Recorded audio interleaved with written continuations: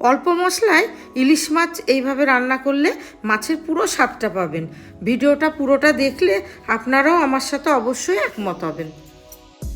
ভিডিওটি ভালো লাগলে লাইক, শেয়ার, কমেন্ট করবেন আর অবশ্যই সাবস্ক্রাইব করবেন। সীমাস কিচেন অ্যান্ড লাইফস্টাইলে আপনাদের সকলকে স্বাগত। আজকে বাঙালির প্রিয় এই ইলিশ মাছ রান্না, বেগুন দিয়ে হালকা ঝোল করব। এটা আপনাদের সঙ্গে শেয়ার করছি, আর সবথেকে সেরা রান্না এটা আমার কাছে, তাই আপনাদের সঙ্গে শেয়ার করব। আপনারা দেখতে থাকুন পুরো ভিডিওটা। এবার আমি মাছটাকে কেটে নেব।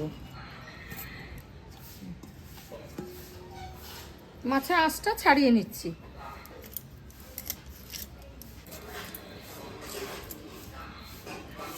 মাছের আঁশটা ছাড়ানো হয়ে গেছে, এবার আমি মাছটাকে কেটে নিচ্ছি।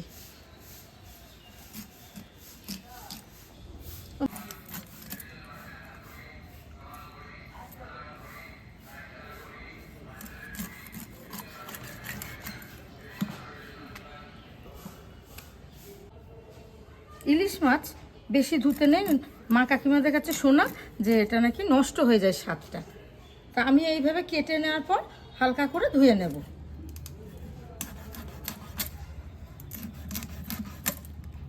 মাছটা পুরোই কাটা হয়ে গেছে, এই মাছের কিচ্ছু ফেলা যাবে না বন্ধুরা। এই মাছের মাথাটা দিয়ে কচু শাক হবে, আর এইটা দিয়ে একটা রেসিপি হবে। এবার আমি এই গামলায় তুলে নিচ্ছি মাছগুলোকে ধোয়ার জন্য। মাছটা ধোয়া হয়ে গেছে, এবার রান্না শুরু করব। মাছটাকে নুন হলুদ মাখিয়ে নিচ্ছি।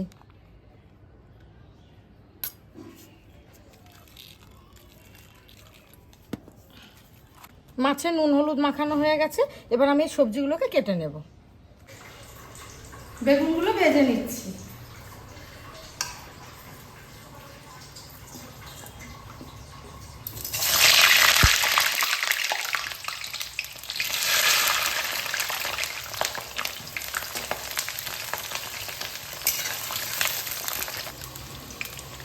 হাফ চামচ হলুদ আর হাফ চামচ লবণ দিয়ে বেগুনটা ভেজে নিচ্ছি।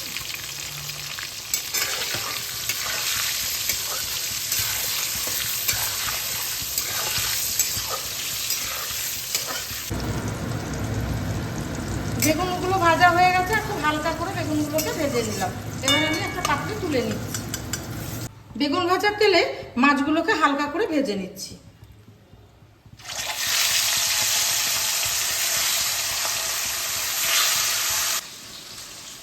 মাছগুলো হালকা করে ভাজা হয়ে গেছে, এবার আমি তুলে দিচ্ছি। মাছের মাথাটা ভাজা হচ্ছে, ততক্ষণ আমি একটা শুকনো মশলা পেস্ট বানিয়ে নিই। এই রান্না বিশেষ কিছু মশলা লাগে না, খুব কম মশলা আর খুব কম সময়ে রান্নাটা হয়ে যায়। আমি সেই পেস্টটা বানিয়ে নিচ্ছি। হলুদ গুঁড়ো 1 চামচ, কাশ্মীরি লঙ্কার গুঁড়ো 1 চামচ আর 1 চামচ লবণ দিয়ে এই পেস্টটা আমি বানিয়ে রাখলাম। মাছের মাথাটাও ভাজা হয়ে গেছে, তুলে নিলাম। মাছ ভাজার তেলে আমি 1 চামচ কালো জিরে আর 5টা চেরা কাঁচা লঙ্কা দিয়ে একটু ভেজে নেব। এবার দিয়ে দেব বানিয়ে রাখা শুকনো মশলার পেস্ট।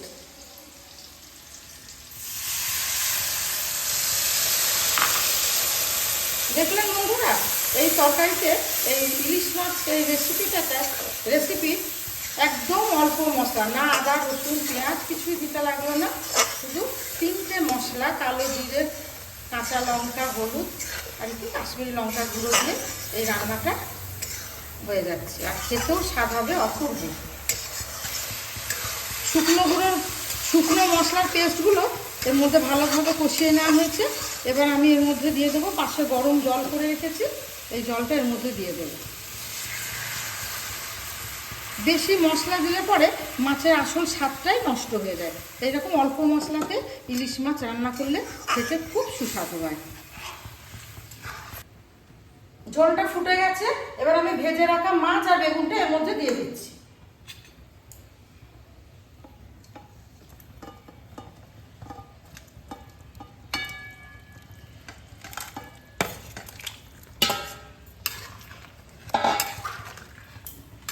দেখুন বন্ধুরা, কত সহজে অল্প মশলায় ইলিশ মাছটা রান্না হচ্ছে।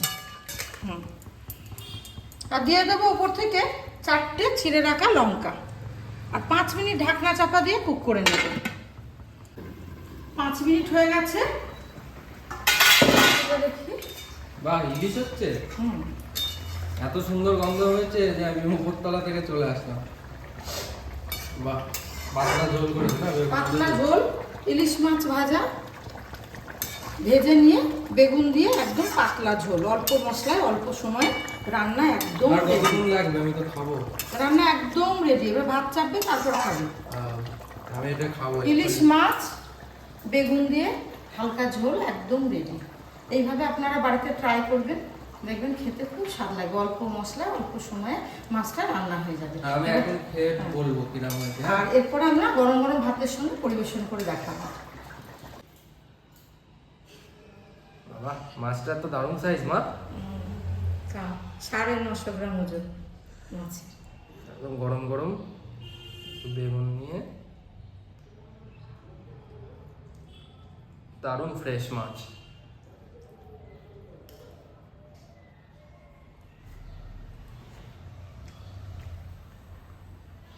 খুব সুন্দর হয়েছে, খুব পাতলা ঝোল, মানে খুব বেশি মশলা নেই, তার জন্য মাছের ফ্লেভারটা একদম পাওয়া যাচ্ছে।